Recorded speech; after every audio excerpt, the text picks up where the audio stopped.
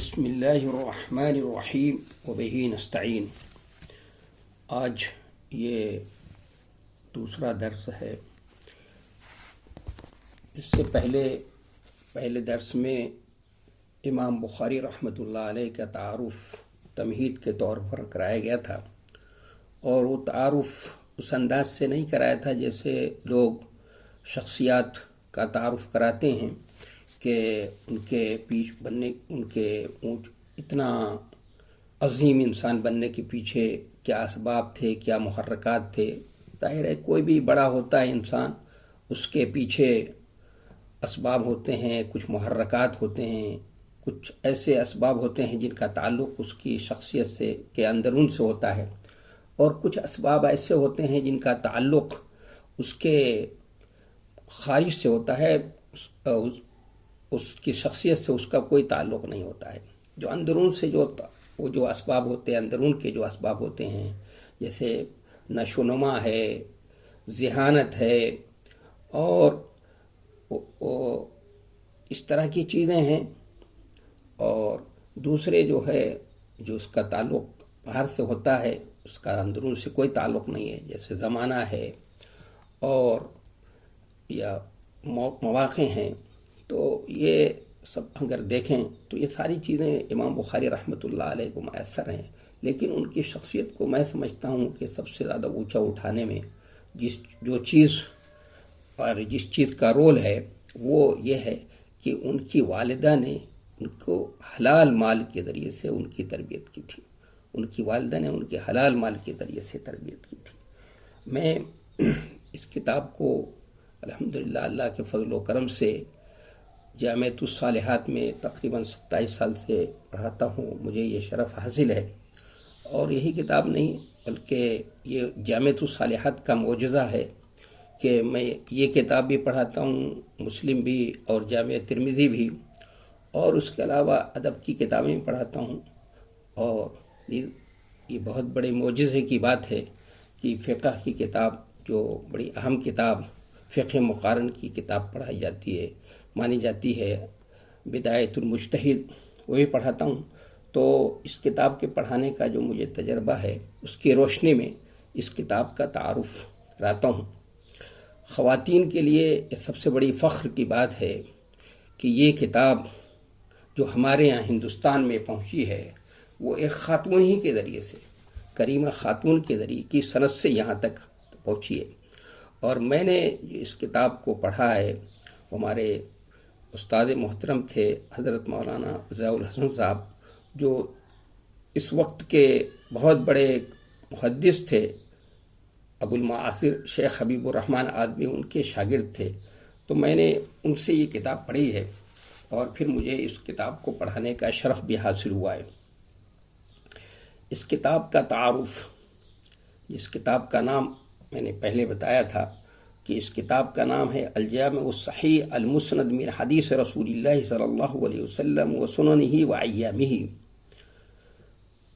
تو اس کتاب کا تعارف یہ ہے کہ قرآن کریم کے بعد دنیا کی تمام کتابوں پر صحیح بخاری کو متعدد اعتبار سے فوقیت حاصل ہے۔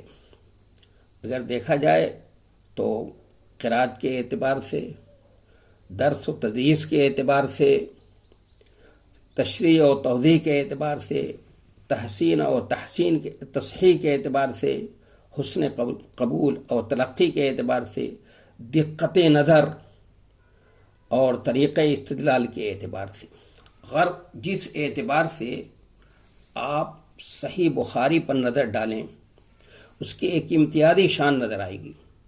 امام بخاری رحمۃ اللہ علیہ نے جس زمانے میں صحیح بخاری کو مرتب کیا ہے، وہ مسلمانوں کے عروج و اقبال کا زمانہ تھا۔ علماء، مشائخ اور محدثین اعظام کی کثرت تھی۔ امام بخاری رحمۃ اللہ علیہ نے اپنی صحیح کو مشائخ کے وقت امام احمد ابن حنبل، علی ابن مدینی، یحییٰ ابن معین اور دیگر مشائخ کی خدمت میں پیش کیا۔ ان مشائخ فن حدیث کے مانے ہوئے اماموں نے اس کے اسرار و رموز سے اچھی طرح، جو حدیث کے اسرار و رموز سے اچھی طرح واقف تھے، ان ائمہ ہدیٰ نے اور ان بڑے بڑے محدثین نے جامع صحیح کو پسندیدگی کی نگاہ سے دیکھا، بالاتفاق اس کی صحت، اس کی عظمت کی شہادت دی، اور اصح الکتابی بعد کتاب اللہ کا مقام عطا کیا۔ بعد کے ائمہ نے بھی متقدمین کی تائید و توثیق کی۔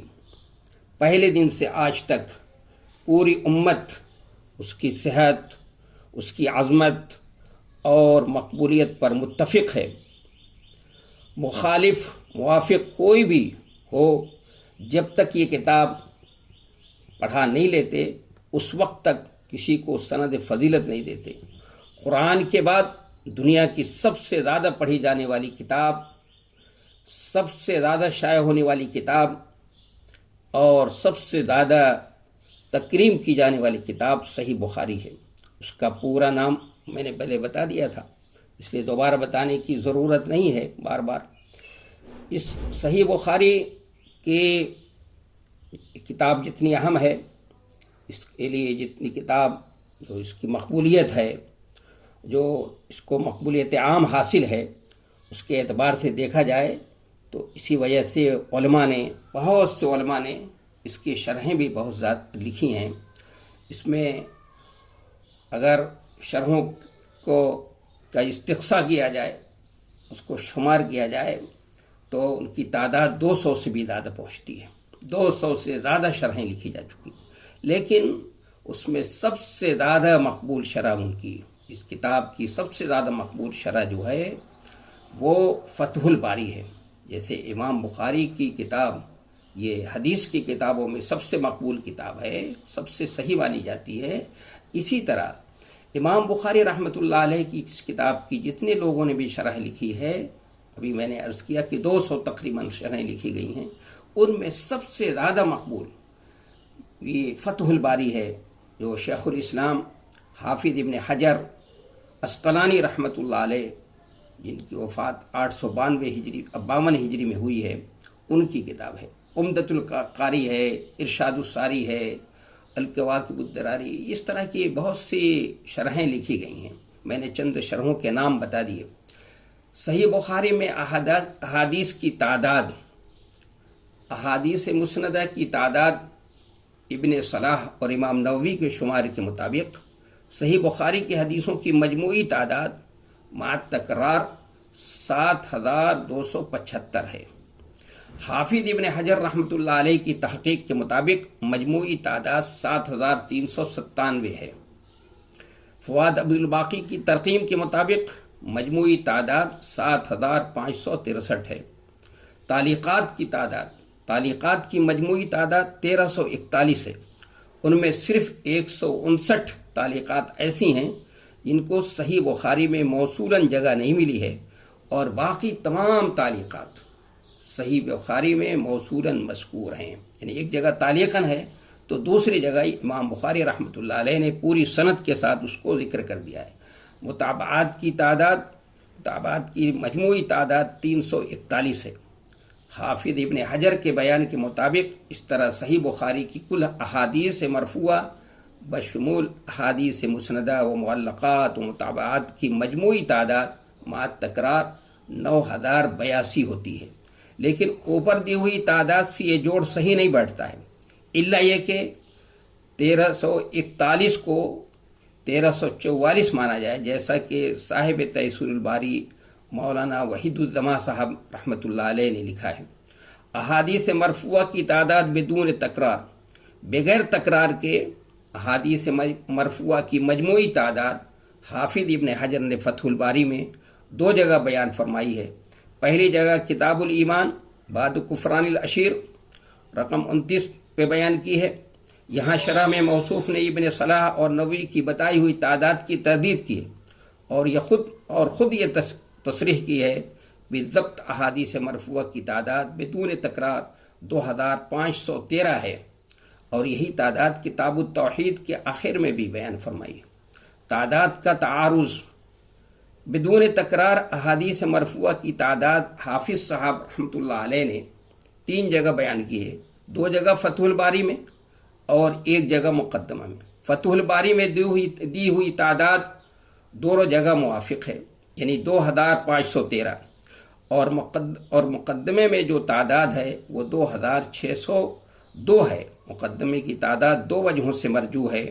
مقدمے کی بتائی ہوئی تعداد فتح الباری سے پہلے ہے، 2513 والی تعداد فتح الباری میں 2 جگہ ہے، اول میں بھی اور آخر میں بھی ہے۔ اس طرح سے صحیح بخاری کو امام بخاری رحمۃ اللہ علیہ نے کیوں لکھا، اس کے پیچھے اسباب کیا تھے، تو مختلف اسباب بیان کیے جاتے ہیں۔ کیا جاتا ہے کہ صحیح بخاری کی تالیف کے مختلف اسباب ان پر تبصرہ کرنے والوں نے لکھے ہیں۔ ممکن ہے یہ تمام اسباب جمع ہو گئے ہوں، ممکن ہو کہ جتنے بھی اسباب لوگ بیان کرتے ہیں سبھی اسباب ہوں، تو امام بخاری رحمۃ اللہ علیہ نے اس کے بعد عملی قدم اٹھایا ہو۔ بیان کیا جاتا ہے کہ امام بخاری رحمۃ اللہ علیہ سے پہلے بھی حدیث کی کتابیں لکھی جا چکی تھیں۔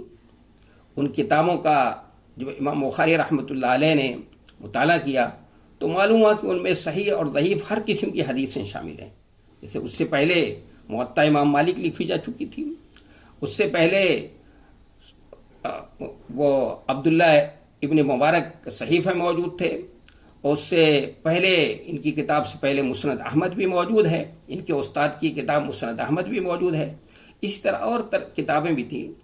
ان کتابوں میں حدیث رسول کے ساتھ ساتھ صحابہ کرام کے اور تابعین اعظام کے اقوال اور فتاوی بھی شامل تھے۔ اس لیے امام بخاری رحمۃ اللہ علیہ کو خیال ہوا کہ حدیث رسول کی ایک ایسی کتاب تالیف کی جائے، ایک ایسی کتاب لکھی جائے جس میں صرف اللہ کے رسول کی صحیح حدیثیں درج ہوں، اور صحابہ و تابعین کے اقوال اور فتاوی مسند اور مرفوع حدیثوں کے ساتھ مخلوط نہ ہوں۔ ایک دوسری وجہ یہ بیان کی جاتی ہے کہ ایک مرتبہ امام بخاری رحمۃ اللہ علیہ کے استاد امام اسحاق ابن ابراہیم ابن راہوی، جو امیر المومنین فی الحدیث والفقہ تھے، انہوں نے امام بخاری سے کہا کاش تم ایک ایسی کتاب لکھتے جس میں صرف اللہ کے رسول کی صحیح حدیثیں ہوتی۔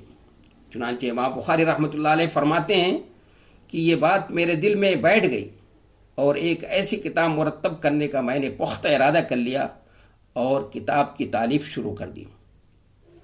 تیسری وجہ اور تیسرا سبب یہ بیان کیا جاتا ہے کہ ایک مرتبہ امام بخاری رحمۃ اللہ علیہ نے خواب میں دیکھا کہ میں اللہ کے رسول کو پنکھا جل رہا ہوں اور آپ کے اوپر سے مکھیاں اڑا رہا ہوں۔ جب امام بخاری رحمۃ اللہ علیہ نے تعبیر بیان کرنے والوں سے اس خواب کی تعبیر پوچھی تو لوگوں نے بتایا کہ آپ اللہ کے رسول کی صحیح حدیثوں کو ضعیف حدیثوں سے الگ کریں گے۔ چنانچہ فرماتے ہیں کہ میں نے اس خواب کی روشنی میں صحیح بخاری کی تالیف شروع کر دی۔ میں نے امام بخاری رحمۃ اللہ علیہ کا تعارف کراتے ہوئے بتایا تھا کہ امام بخاری رحمۃ اللہ علیہ بہت محتاط انسان تھے، بہت زیادہ احتیاط سے کام لیتے تھے، زندگی کے اور معاملات میں احتیاط سے کام لیتے تھے، اور حدیث میں تو خاص طور سے بہت احتیاط سے کام انہوں نے لیا ہے۔ تو اپنی اس کتاب کو جو انہوں نے لکھا ہے اور جس اہتمام کے ساتھ لکھا ہے، اس سے اندازہ ہوتا ہے کہ امام بخاری رحمۃ اللہ علیہ نے اس کتاب کی تالیف میں کس احتیاط سے کام لیا ہے۔ امام فربری جو ہے وہ بتاتے ہیں، انہوں نے نقل کیا ہے کہ امام بخاری رحمۃ اللہ علیہ نے خود بیان کیا ہے کہ ما وضعت فی کتابی الصحیح حدیثا الا اغتسلت قبل ذلك وصلیت رکعتین۔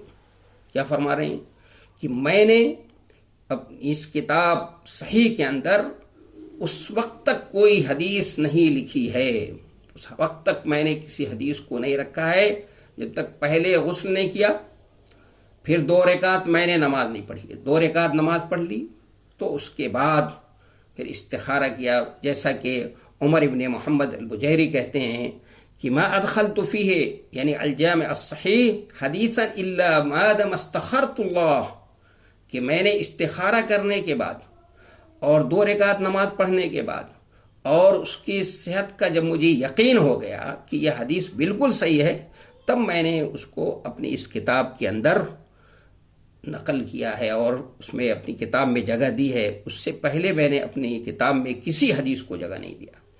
اور عبد الرحمن بن حسین بخاری کہتے ہیں کہ امام بخاری رحمۃ اللہ علیہ نے یہ کتاب 16 سال کے اندر اور مدینے میں بیٹھ کر پھر اس کی بیعت کو صاف کیا ہے مکہ مکرمہ میں. 16 سال کے اندر اس کتاب کو مرتب کیا ہے. اور اس کتاب کو مرتب کرنے کے بعد امام بخاری رحمۃ اللہ علیہ نے فرمایا وَجَعَلْتُ حُجَّةً فِي مَا بَيْنِي وَبَيْنَ اللَّهِ تَعَالَى کہ میں اس کتاب کو اپنے اور اللہ تک کے درمیان حجت بناتا ہوں. تو اس اہتمام کے ساتھ اور اس احتیاط سے امام بخاری رحمۃ اللہ علیہ نے اپنی اس کتاب کو مرتب کیا ہے اور اس کتاب کو اس احتیاط کے ساتھ انہوں نے لکھا ہے. امام بخاری رحمۃ اللہ علیہ کے تراجم کی بڑی حیثیت ہے، بڑی اہمیت ہے. حدیث کی جو سیاہ ستہ ہیں کتاب ہیں اس کے تراجم اتنے زیادہ مشہور و معروف نہیں ہے. جیسے امام مسلم نے تو تراجم لکھے نہیں ان کے، بلکہ شاگردوں نے، بعد کے شاگردوں نے. اور جو ہمارے پاس نسخہ پایا جاتا ہے اس میں جو تراجم ہیں وہ امام نووی رحمۃ اللہ علیہ نے وہ تراجم لکھے ہیں. اور امام ترمذی رحمۃ اللہ علیہ کے جو تراجم ہیں وہ حدیث کا ٹکڑا ہوا کرتے ہیں. اس کے زیادہ وہ کوئی زیادہ پیچیدہ نہیں ہے، اس کا سمجھنا کوئی مشکل نہیں ہوتا. ہاں البتہ امام نسائی رحمۃ اللہ علیہ کے کچھ تراجم ایسے ہیں جس میں کچھ تراجم کو سمجھنے میں تھوڑی سی پریشانی ہوتی ہے. لیکن امام بخاری رحمۃ اللہ علیہ کے تراجم اس کی حیثیت بہت اہم ہے اور اس کے پیچھے بہت سارے مقاصد ہیں جن میں سے بعض مقاصد کا تذکرہ میں آپ کے سامنے کرتا ہوں.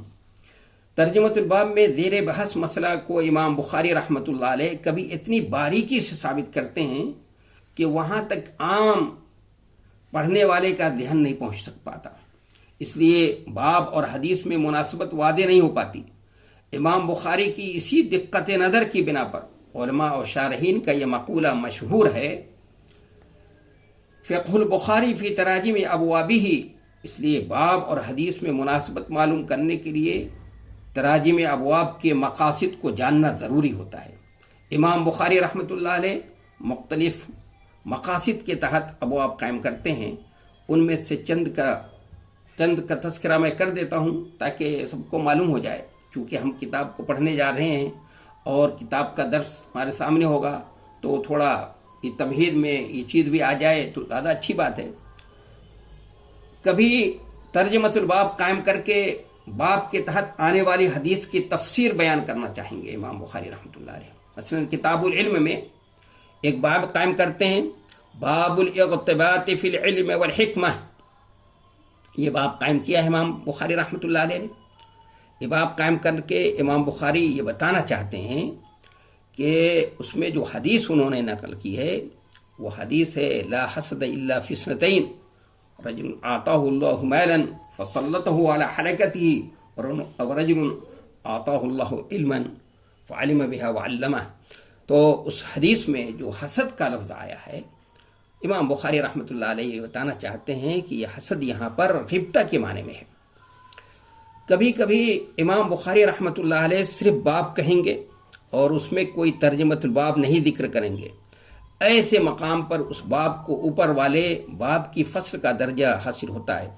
یعنی اوپر والے باب میں جو حدیث ذکر ہوئی ہے اس میں کوئی مفید بات تھی جس پر متنبہ کرنا ضروری تھا تو باب کا عنوان قائم کر کے امام بخاری رحمۃ اللہ علیہ اس بات کی طرف تنبیہ کر دیتے ہیں. مثلا کتاب الایمان میں ایک باب قائم کرتے ہیں باب علامت الایمان حب الانصار کہ ایمان کی علامت انصار سے محبت کرنا ہے. حدیث میں انصار کا ذکر آ گیا تو اب تجسس پیدا ہوا کہ انصار کو یہ لقب اور یہ مقام و مرتبہ کیوں دیا گیا.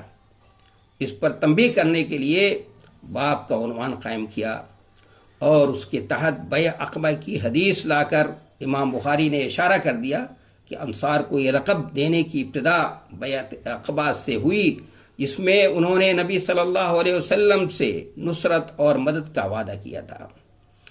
کبھی امام بخاری رحمۃ اللہ علیہ بطور تردید باب قائم کرتے ہیں. مثلا کتاب الایمان میں، کتاب الاذان میں ایک باب قائم کرتے ہیں، باب قول الرجل فاتتنا الصلاۃ. اس باب سے محمد ابن سیرین کی قول کی تردید کرنا چاہتے ہیں. وہ کہتے ہیں کہ اگر کسی کی نماز چھوٹ جائے تو اس کو لفظ فوت سے نہیں تعبیر کرنا چاہیے.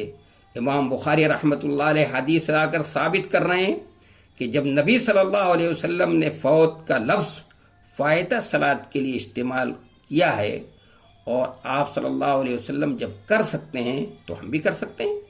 وہ ابن سیرین کا قول صحیح نہیں ہے. اسی طرح انہوں نے اگر تفصیل سے دیکھا جائے تو امام بخاری رحمۃ اللہ علیہ نے کتاب العلم کے اندر ایک باب قائم کیا ہے. انہوں نے متى يصح سماع الصغیر کہ کم سن بچے کا حدیثوں کا سننا کب صحیح ہوگا. آیا تحمل حدیث کے لیے، یہ ایک اصطلاح ہے کہ تحمل حدیث کے لیے بالغ ہونا شرط ہے یا نہیں ہے. یعنی حدیث کی روایت کے لیے بالغ ہونا شرط ہے، اس کے لیے روایت کے لیے تو بالغ ہونا شرط ہے، لیکن تحمل حدیث کے لیے یعنی حدیث جس وقت راوی نے سنا ہو اس وقت بھی اس کا بالغ ہونا ضروری ہے. تو اس میں امت میں اختلاف پایا جاتا ہے. یحییٰ ابن معین اور ان کے جو ہمنوا ہیں ان کی رائے یہ ہے کہ جس طرح روایت حدیث کے لیے بالغ ہونا شرط ہے اسی طرح سے تحمل حدیث یعنی حدیث کو سننے کے لیے بھی کیا ہے، بالغ ہونا ضروری ہے. لیکن امام بخاری رحمۃ اللہ علیہ اور ان کے جو استاد ہیں امام احمد ابن حنبل، ان کی رائے یہ ہے کہ نہیں، تحمل حدیث کے لیے بالغ ہونا، حدیث کو سننے کے لیے بالغ ہونا ضروری نہیں ہے. یہ رائے ہے ان کی. ہاں بس اتنی عمر بھی اگر ہے، شعور کی عمر ہے کہ اس میں آدمی بچہ سمجھ سکتا ہے اور اس وقت کی بات اس کو یاد ہے اور اس نے سمجھا ہے، تو بالغ ہونے کے بعد اگر بیان کرتا ہے تو اس کی روایت مان لی جائے گی.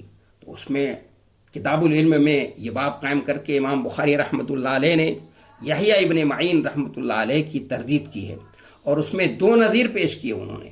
ایک عبداللہ ابن عباس کہ وہ 12 سال کے تھے، ابھی بالغ نہیں ہوئے تھے. اس حدیث کو محدثین نے بالغ ہونے کے بعد روایت کیا ہے تو محدثین نے اس کو قبول بھی کیا ہے.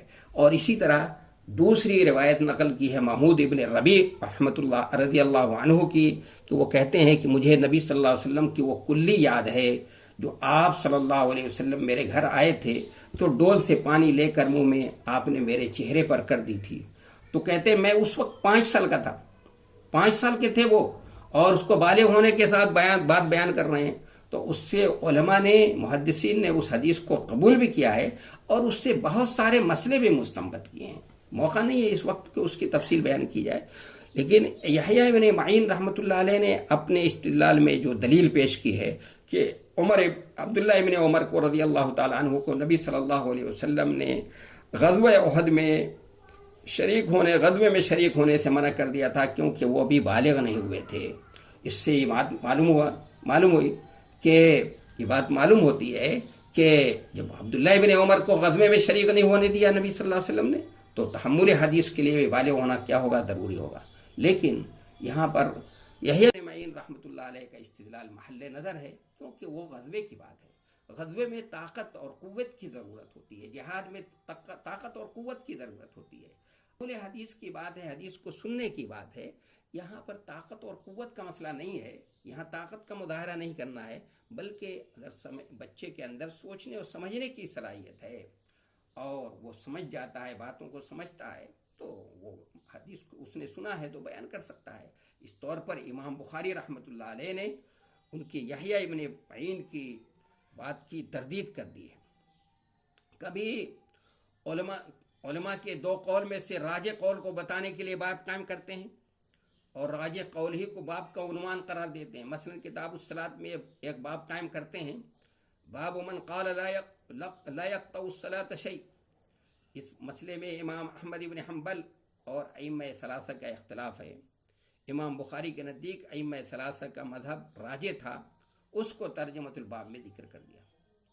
کبھی امام بخاری رحمۃ اللہ علیہ ترجمۃ الباب میں کوئی ایسا مسئلہ ذکر کرتے ہیں جس کے دلائل متعارض ہوتے ہیں، ایسے موقع پر امام بخاری رحمۃ اللہ علیہ متعارض دلائل کے درمیان ترجمہ الباب کے ذریعے تطبیق کی طرف اشارہ کر دیتے ہیں۔ مثلا کتاب الجنائز میں ایک باب قائم کرتے ہیں، باب قول النبی یعذب المیت ببکاء اہلہ علیہ، اس مسئلے میں کہ میت کو اس کے گھر والے کے اس پر رونے کی وجہ سے عذاب دیا جاتا ہے، اس مسئلے میں دلائل متعارض ہیں۔